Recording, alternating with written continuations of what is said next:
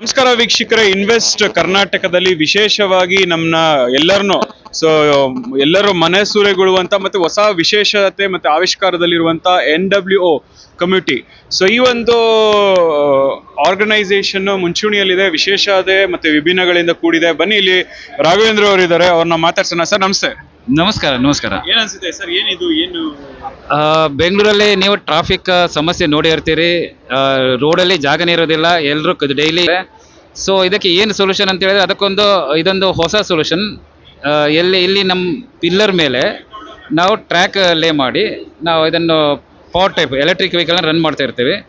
ಇದು ಜನಸಾಮಾನ್ಯರಿಗೆ ತುಂಬ ಉಪಯೋಗ ಆಗುತ್ತೆ. ಅವರಿಗೆ ರೋಡದು ಟ್ರಾಫಿಕ್ ಏನು ಎಫೆಕ್ಟ್ ಆಗೋದಿಲ್ಲ. ಸೊ ಜನಸಾಮಾನ್ಯರು ಬಹಳ ಆರಾಮಾಗಿ ಯೂಸ್ ಮಾಡ್ಬೋದು. ಅದು ಒಳಗೆ ಕನ್ನಡದಲ್ಲಿ ಎಲ್ಲ ಇರುತ್ತೆ. ಅವರು ಎಲ್ಲಿ ಹೋಗಬೇಕೋ ಅಲ್ಲಿ ಆ ಡೆಸ್ಟಿನೇಷನನ್ನು ಚೂಸ್ ಮಾಡ್ಬೋದು.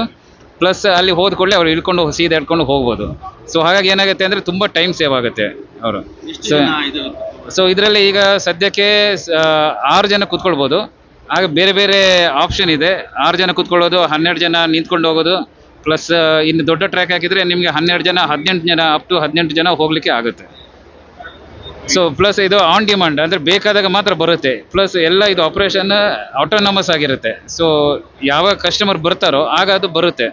ಕಸ್ಟಮರ್ ಇದನ್ನು ಏರ್ಪೋರ್ಟ್ ಇಂದ ಪಾರ್ಕಿಂಗ್ ಪ್ಲೇಸ್ ಇಲ್ಲ ಹೊರಗಡೆ ಬಸ್ ಸರ್ವಿಸ್ ಅಲ್ಲಿವರೆಗೆ, ಇಲ್ಲ ಮೆಟ್ರೋ ಸ್ಟೇಷನ್ಗೆ ಕನೆಕ್ಟಿವಿಟಿ ಆಗಿ, ಇಲ್ಲ ಮೆಟ್ರೋ ಫೀಡರ್ ಕನೆಕ್ಟಿವಿಟಿ, ಮೆಟ್ರೋದಿಂದ ಹತ್ತಿರದ ಬಸ್ ನಿಲ್ದಾಣ ಇಲ್ಲಾಂತಂದರೆ ರೈಲು ನಿಲ್ದಾಣಕ್ಕೆ ಕನೆಕ್ಟಿವಿಟಿಗೆ, ಆಟೋ ನಿಲ್ದಾಣ ಕನೆಕ್ಟಿವಿಟಿಗೆ ಈಸಿ ಆಗುತ್ತೆ. ಕಸ್ಟಮರ್ ಡೈರೆಕ್ಟ್ ಮೆಟ್ರೋ ಒಳಗಡೆಯಿಂದ ನಡಿಬೇಕು ಅಂತಿಲ್ಲ. ಈಗ ಏನು ಅರ್ಧ ಕಿಲೋಮೀಟರ್ ಇದು ಬಂದರೆ ಏನಾಗುತ್ತೆ, ಮೆಟ್ರೋದಿಂದ ಇಳಿದುಕೊಳ್ಳಿ ಡೈರೆಕ್ಟಾಗಿ ಅವರು ಇದನ್ನು ಹತ್ಕೊಂಡು ಸೀದಾ ಹೋಗ್ಬೋದು.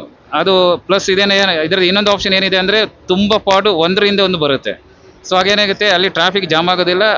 ಒಂದು ಪಾಯಿಂಟ್ ಟು ಪಾಯಿಂಟ್ ಟ್ರಾನ್ಸಿಟ್ ಆಗಿರುತ್ತೆ. ಇದು ಎಲ್ಲಿ ಲಾಂಚ್ ಮಾಡ್ಬೇಕಂತಿದ್ರೆ ಇಲ್ಲಿವರೆಗೂ ಎಲ್ಲಿ ಎಲ್ಲರೂ ಲಾಂಚ್ ಮಾಡಿದ್ದೀರಾ? ಯಾವ ತರ?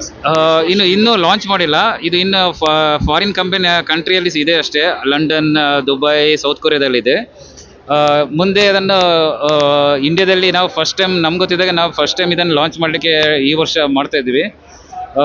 ಇದು ಯೂನಿವರ್ಸಿಟಿ ಒಳಗೆ ಲಾಂಚ್ ಮಾಡ್ಬೋದು. ಪ್ಲಸ್ ದೊಡ್ಡ ರೆಸಿಡೆನ್ಷಿಯಲ್ ಕಾಂಪ್ಲೆಕ್ಸಲ್ಲಿ ಲಾಂಚ್ ಮಾಡ್ಬೋದು ಇದನ್ನು. Airport plus metro feeders, government museums, plus zoo ಅಂತ, ಅಮ್ಯೂಸ್ಮೆಂಟ್ ಪಾರ್ಕ್ ಅಂತ ಎಲ್ಲ ಕಡೆ ಇದ್ದದ್ದು ಸ್ಕೋಪ್ ಇದೆ ಸರ್ ಇದಕ್ಕೆ. ಸೊ ಇದು ಅವರ ಒಂದು ಮಾತಾಗಿತ್ತು ಅಂತಾನೆ ಹೇಳ್ಬೋದು. ರಾಘವೇಂದ್ರ ಅವರ ಮಾತು ತುಂಬಾ ವಿಶೇಷ ಮತ್ತು ಅರ್ಥಗರ್ಭಿತವಾಗಿ ಒಳ್ಳೆ ಒಂದು ಕ್ರಿಯೇಟಿವಿಟಿಯಾಗಿ ಮಾಡಿರುವಂತ ಒಂದು ಇದು. ಬೇರೆ ಟೆಕ್ನಾಲಜಿ ಆಲ್ಮೋಸ್ಟ್ ಬೇರೆ ದೇಶಗಳಲ್ಲಿ ಇರೋದನ್ನ ಬ್ಯಾಂಗ್ಳೂರು ಮತ್ತೆ ಇಂಡಿಯಾದಲ್ಲೂ ಇಂಪ್ಲಿಮೆಂಟ್ ಮಾಡುವ ನಿಟ್ಟಿನಲ್ಲಿ ಈ ಒಂದು ಸಂಸ್ಥೆ ಮುಂಚೂಣಿಯಲ್ಲಿ ಕೆಲಸ ಮಾಡ್ತಾ ಇದೆ. ಮುಂಬರುವ ದಿನಗಳಲ್ಲಿ ಅದು ಇಂಪ್ಲಿಮೆಂಟ್ ಆಗಿ ನಮ್ಮ ಮೆಟ್ರೋ ಸ್ಟೇಷನ್ಸ್ ಆಗಿರ್ಬೋದು, ನಮ್ಮ ಏರ್ಪೋರ್ಟ್ಸ್, ಅವ್ರು ಹೇಳ್ದಂಗೆ ಹಲವಾರು ವಿಷಯಗಳನ್ನ ಹೇಳಿದ್ರು. ಆ ವಿಚಾರ ಕುರಿತು ಆಲ್ಮೋಸ್ಟ್ ಮುಂಬರುವ ದಿನಗಳಲ್ಲಿ ಇದೇನಾದ್ರೂ ಬಂತು ಅಂದ್ರೆ ಸಾರ್ವಜನಿಕ ವಲಯದಲ್ಲಿ ಭಾರಿ ಮೆಚ್ಚುಗೆಗೆ ಪಾತ್ರವಾಗುವ ಒಂದು ನಿರೀಕ್ಷೆ ಇದೆ ಅಂತಾನೆ ಹೇಳ್ಬೋದು. ಇದಾಗಿತ್ತು ಈ ಹೊತ್ತಿನ ವಿಶೇಷ ಸುದ್ದಿ. ಮತ್ತೊಂದು ವಿಶೇಷ ಸುದ್ದಿಯೊಂದಿಗೆ ನಿಮ್ಮನ್ನ ಭೇಟಿ ಮಾಡ್ತೀನಿ. ಅಲ್ಲಿವರೆಗೂ ನಿರೀಕ್ಷಿಸಿ. ನಮಸ್ತೆ.